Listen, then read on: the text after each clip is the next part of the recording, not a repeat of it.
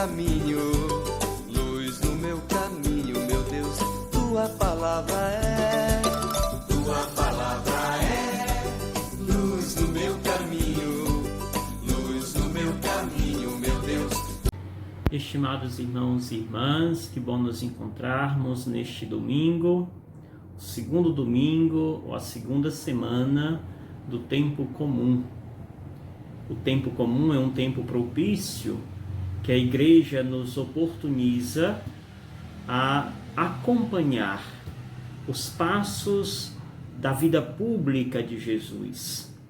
Iremos ver os vários acontecimentos que Jesus, ao longo do processo de sua vida pública, realizou.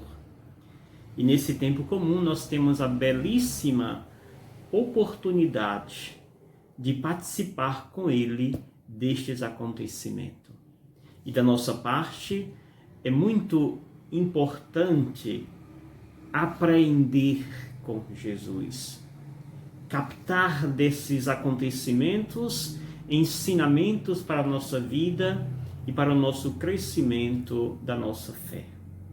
É desta forma que nós queremos meditar esse domingo, segundo domingo do tempo comum. Hoje a liturgia nos mostra a beleza do chamamento. A leitura primeira nos mostra esse chamado. O Evangelho nos mostra João Batista que aponta para o Mestre e não para ele. E a leitura segunda nos faz uma reflexão sobre a importância do corpo enquanto canal de unidade entre nós e Deus. Não é uma dualidade, mas uma mesma realidade. Pois bem, o texto da leitura primeira do livro do profeta do 1 Samuel, no capítulo 3, versículo 3b ao 10 e versículo 19. Nos mostra aquele acontecimento bonito do jovem adolescente Samuel, que está no templo onde ele está servindo a Deus desde criança. E Deus vem ao encontro deste jovem. Interessante percebermos que Deus escolhe pessoas, nem sempre aquelas aos olhos da humanidade, como pessoas preparadas, capazes. Não. Deus escolhe os impotentes. Deus escolhe aqueles que aparentemente não têm nenhum futuro. Deus escolhe aquelas pessoas que a sociedade diz, esse aí não tem o que oferecer. São estes que Deus escolhe. Assim fez com Moisés, assim fez com Jeremias, assim fez com tantos outros. O grande Davi. Eram pessoas simples, anônimas, e Deus o chama e faz desta pessoa um grande ser, alguém importante neste arado da proclamação do testemunho do próprio Deus. Assim faz hoje Deus com o jovem Samuel. Samuel está no templo, como disse, e ali ele está na companhia e sob a orientação do sacerdote Eli. E, portanto, naquela noite, quando Deus o chama por 3 vezes, Samuel confunde a voz de Deus com a voz do mestre Eli. Por isso vai ao encontro de Eli para saber se era ele que estava o chamando, e Eli responde não. E na 3ª vez Eli então desconfia, é Deus que chama este rapaz. E diz para Samuel, volte para a sua cama, e se novamente te chamares, responde para Deus, Senhor, fala que teu servo te escuta. Senhor, fala que teu servo te escuta. E assim, surpreendentemente, Deus volta a chamar o jovem. E o jovem prontamente responde, Senhor, fala que o teu servo te escuta. Sim, Nós precisamos de orientadores. Nós precisamos de pessoas que nos orientem, que nos façam discernir qual é a voz de Deus dentre tantas vozes que nos são apresentadas. Precisamos desses mestres que nos conduzam ao Senhor e nos ensina como devemos a Ele responder. É nessa perspectiva que apresenta de fundamental importância a figura do sacerdote Eli, aquele que faz com que o jovem possa responder a Deus. Eli é esta ponte entre o jovem Samuel e o próprio Deus. Até então Samuel obedecia a Eli, agora ele se volta totalmente, integralmente para Deus. Que belo! Assim também nós precisamos de intermediadores que nos conduzem, que nos faça conhecer verdadeiramente a voz do Altíssimo Deus. O Evangelho nos mostra hoje, o Evangelho de João, capítulo 1, versículos 35 ao 42, nos mostra esse belíssimo encontro. 3 momentos são importantes para nos ajudar a rezar este Evangelho. O primeiro momento consiste naquela apresentação que faz João. João que ali, estando com seus discípulos, certamente ensinando as multidões, João aponta, vendo que está vindo ao encontro dele o Senhor, ele aponta: eis o Cordeiro de Deus. Eis o Cordeiro de Deus. Interessante. João não aponta para ele, que ele poderia ter apontado para ele: eu sou o Messias, eu sou o Cordeiro de Deus, eu sou o Cristo. Mas João não traz para si este fardo. Sim, ser o Cristo será sinônimo de entrega total. É claro que João vai se entregar, mas não assume ele o papel do Cristo. Por isso ele aponta: eis o Cordeiro de Deus. E interessante que logo que João aponta, os seus discípulos que estavam com ele voltam-se para o Senhor e passam a seguir o Mestre.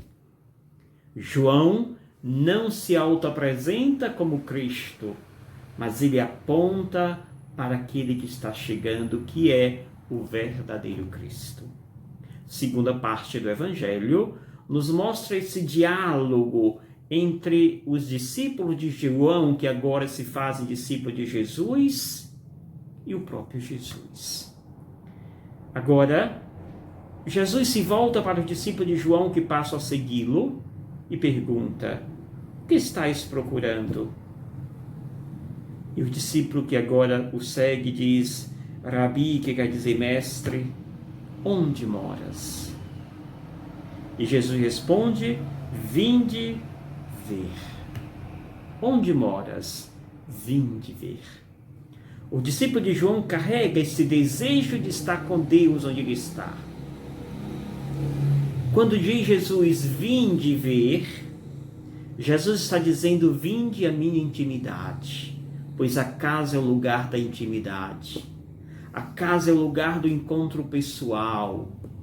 E Jesus então convida esses discípulos para ir à casa, ou seja, estar com Ele. Estar na sua intimidade. Isto é belo. Jesus quer que os seus discípulos estejam na sua intimidade, na sua casa. E os discípulos então seguem Jesus. E é belo esse ato de seguir, é o ato de se desprender de si mesmo e se abandonar à vontade de outro.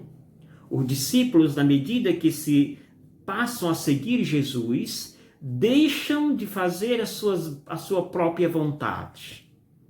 E agora passam a exercer e fazer a vontade daquele que o segue, ou seja, de Jesus Cristo. A vontade agora exercida neles não é própria, mas agora eles exercem a vontade de Deus. Segui-lo é seguir as ordens de outro. Deus mesmo. Pois é. E essa fazer a vontade é viver e estar na intimidade do seu mestre, que agora é Jesus Cristo. É essa experiência que Jesus convoca os seus discípulos: vinde e ver. E a experiência foi espetacular. A experiência foi digna de desejar que outros experimentem. Sim, quando nós experimentamos esse estar na presença de Deus, nós não queremos ficar só para nós. Nós queremos que outros participem desta grandiosidade, desta maravilha, desse estar totalmente nos braços do Altíssimo. Estar, vinde ver, ou seja, estar na intimidade do Mestre é maravilhoso. E por isso eu quero, assim fez o discípulo André, que outros conheçam e participem desta experiência. Essa é a terceira parte e última do Evangelho. Quando de agora André, irmão de Simão Pedro, que era um dos dois que ouviram as palavras de João e seguiram Jesus, então André vai até Pedro e diz: encontramos o Messias.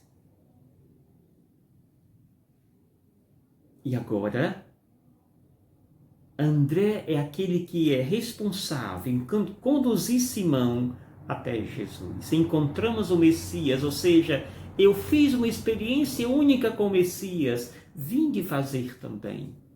Esse é o convite que faz André ao seu irmão do apostolado, Simão Pedro. E Jesus, ao avistar agora Pedro, Simão, diz então a este: tu és Simão, filho de João, tu serás chamado Cefas, pedra. Aquele que vai se tornar depois uma pedra angular, uma pedra de tropeço. Quando no diálogo que vai ter Jesus: afasta de mim, Satanás. Mas também Cefas é aquele que vai se tornar uma pedra que edificará a sua igreja. Jesus olha nos olhos de Pedro, aquele que vai ter um papel importante no seu ministério. Apresenta-se a Jesus aquele, portanto, que Jesus dará uma bela função. E aqui já se abrem as portas para esta bonita caminhada que fará Simão Pedro. Terminamos esta liturgia da palavra com a exortação de Paulo, que faz a comunidade de Corinto, que endeusava a sexualidade ou a genitalidade. E aqui nós podemos ter a compreensão grega do corpo, que o corpo era um simples cárcere da alma, e a compreensão de Paulo acerca do corpo não é um cárcere da alma, mas sim este templo do Cristo, do ressuscitado, do Espírito Santo de Deus.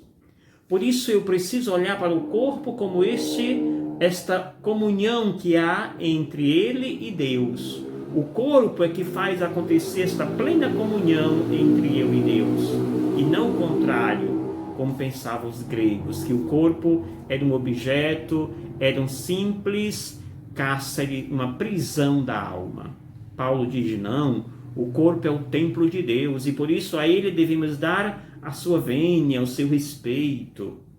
Devemos zelar o corpo como esse templo de Deus. É o convite que nos faz, portanto, esta liturgia da palavra. Vivamos com intensidade, caríssimos irmãos e irmãs, e deixemos que esta beleza de Deus possa acessar o nosso coração. E tenhamos a curiosidade de ir ao encontro de Deus. Onde mora, Senhor? Sigamos a vontade ou o convite que faz Jesus: vinde e ver. Ou seja, tenhamos a coragem de chegar à intimidade de Deus, à sua casa, e certamente seremos transformados no seu verdadeiro discípulo. Que o Senhor nos abençoe, em nome do Pai, do Filho e do Espírito Santo. Amém.